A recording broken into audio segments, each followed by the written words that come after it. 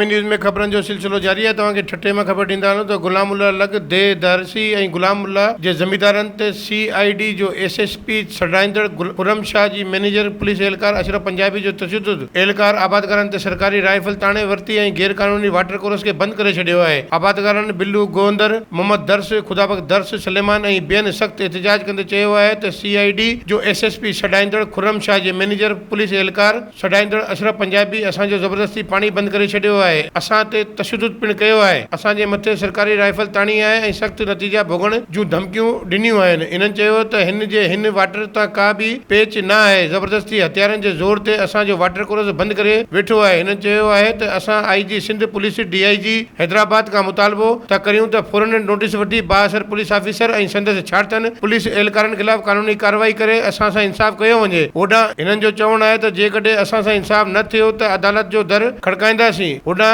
साफ़ियनि जी team सरज़मीन ते पहुती ऐं मैनेजर पुलिस एहलकार अशरफ पंजाबी खां मौक़फ़ वठण जी कोशिशि कई त हिननि साफ़ियनि खां कैमरा फुरण जी कोशिशि कई ऐं साफ़ी शहजाद मल्ला, आशिक मल्ला, पीरल प्यासी खे धमकियूं ॾिनियूं आहिनि। वधीक ख़बरनि ऐं तफ़सील जे लाइ विज़िट कयो असांजी वेबसाइट awamiNewsHD.com ऐं ॾिसंदा रहो अवामी न्यूज़ HD।